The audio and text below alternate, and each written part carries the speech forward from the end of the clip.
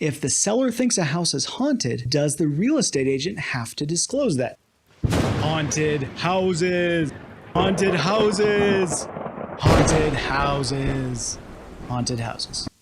They pop up for a few weeks, people flock to them, and then they disappear and come back next year. Some people love the controlled chaos, controlled scare of a haunted house, while other people wouldn't be caught dead in one.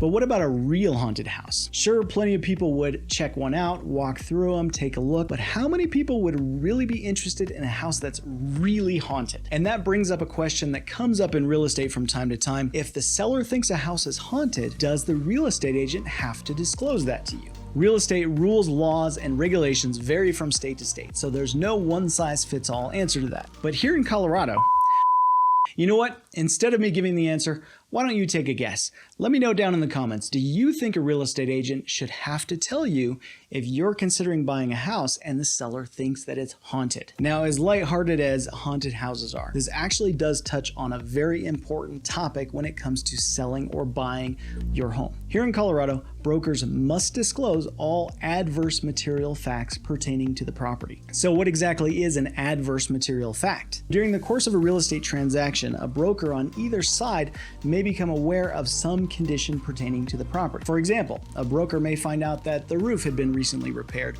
or that a smoker lived in the house, or that a property had been hit by lightning several times. So it's a broker's duty to ascertain which of these facts are required to be disclosed. So the broker has to consider, is this fact considered material?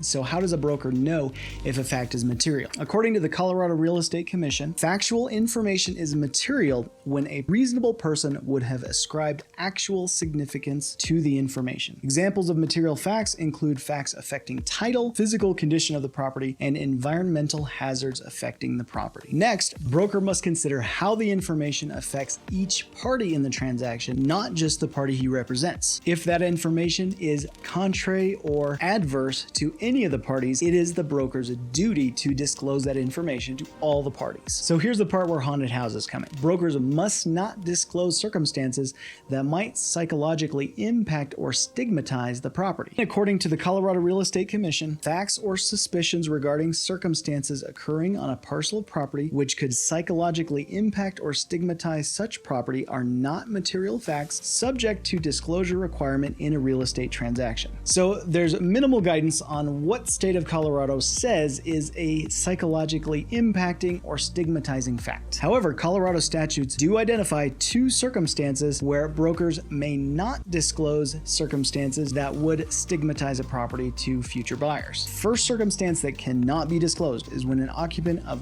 real property was suspected to be infected with the human immunodeficiency virus or diagnosed with acquired immune deficiency syndrome or any other disease which has been determined by medical evidence to be highly unlikely to be transmitted through the occupancy of a dwelling place. So the second circumstance in which a broker cannot disclose is when the property was the site of a homicide or other felony or of a suicide. Colorado courts have not provided any greater guidance concerning the types of felony crimes that fall under this definition. Unfortunately, there's no one-size-fits-all answer to this question. So it is the broker's obligation to disclose all adverse material facts to all parties of the transaction. It is also the broker's duty not to disclose any circumstances which may psychologically impact the property to the eyes of a buyer. The important thing is, if you're thinking about selling your home, have a robust discussion with your broker. Make sure you completely understand what needs to be disclosed and what cannot be disclosed. All states are different, so make sure you know your state's laws very, very well. So I'd like to know in the comments, what do you think? Do you think a broker should have to disclose whether a house is haunted or not?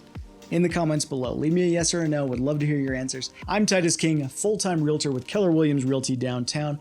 If you're considering selling or buying a home, definitely give me a call or click the link below to find out more information. So have a happy Halloween, stay safe out there, go enjoy some haunted houses, and I hope to see you again on my next video. Hey, at this time, I'd like to jump in and ask you to consider subscribing. The button will be down here somewhere. I do real estate videos, informational videos, and market update videos, and don't want you to miss any of it. So hit the subscribe, hit that bell so you don't miss any of these.